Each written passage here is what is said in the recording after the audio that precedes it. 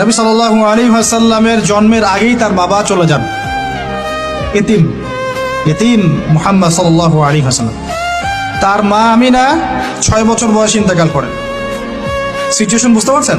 6 বছর একটা বাচ্চার বাবাও নাই মাও নাই।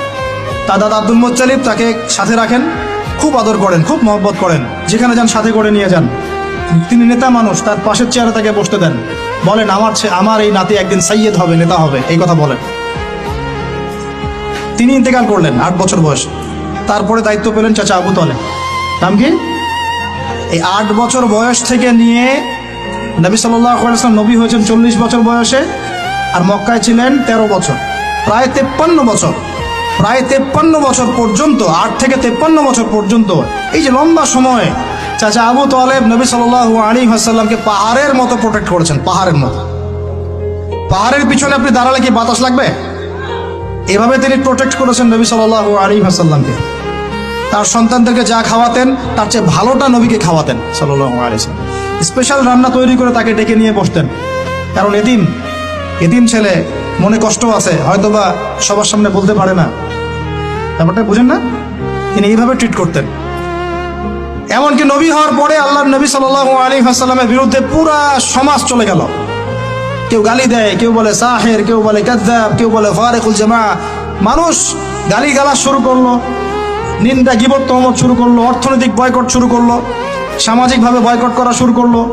এমন কোনো অত্যাচার নাই যা নবী সাল্লাল্লাহু আলাইহি ওয়াসাল্লামকে করা হয় নাই। বুঝতে পারছেন কথা?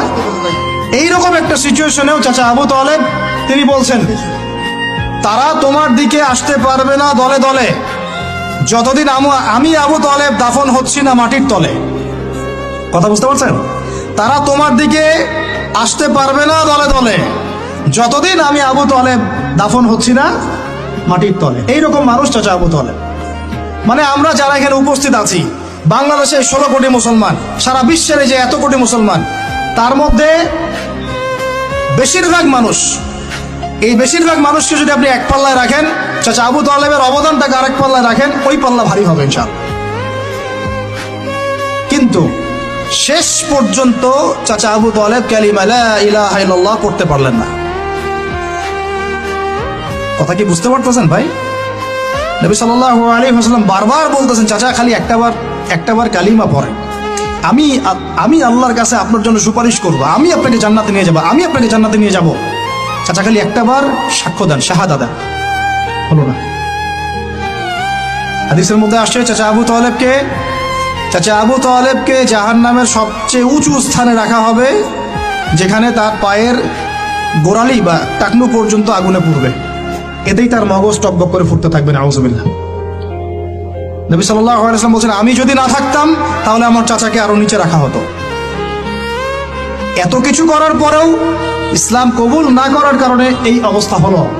এখন কি ভাই আমি বুঝতে পারছি যে আল্লাহ পাক যে আমাদেরকে বিনা জিজ্ঞাসাবাদ করেই মুসলিম পরিবারে জন্ম দিয়েছেন, আল্লাহ পাক আমাদের উপর কত রহম করেছেন, আমাদের কত কৃতজ্ঞতা স্বীকার করা উচিত। বিশ্বাস করেন, আমাদের যে সকালবেলা টয়লেট হয় না, ওয়াশরুমে যান টয়লেট করেন, আলী ইবনে আবি তালেব রাদিয়াল্লাহু আনহু এরকম বাথরুম থেকে বের হয়ে পেটে হাত দিয়ে বলতেন, মানুষ যদি জানতো এই যে শুধু ক্লিয়ার করে টয়লেট হওয়াটা কত বড় নেয়ামত আল্লাহ পাকের, তাহলেও সারা জীবন সেজদায় পড়ে থাকতো। আমরা এগুলো বুঝি না, শ্বাস নেওয়ার নেয়ামত বুঝি না, পানি পান করছি, পানি আল্লাহ পাক দিয়েছেন, এটা নেয়ামত বুঝি না, গরম পানিতে ওযু করে আসলে নেয়ামত বুঝি না, সুস্থ আছি নেয়ামত বুঝি না, প্রত্যেকটা অর্গান ভালো আছে শরীরের নেয়ামত বুঝি না, রক্ত চলতেছে নেয়ামত বুঝি না। আমরা আল্লাহ পাকের নেয়ামতই বুঝি না, শুকরিয়া আদায় করি না।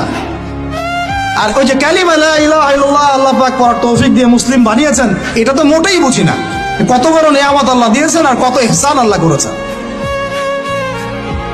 এইটা জাস্ট আজকের লেকচার শুনে বুঝে বাসায় চলে যান, তাহলে ইনশাআল্লাহ আপনার একটা কৃতজ্ঞতাপূর্ণ হৃদয় সৃষ্টি হবে, এবং এই হৃদয়টা সৃষ্টি হলে পরে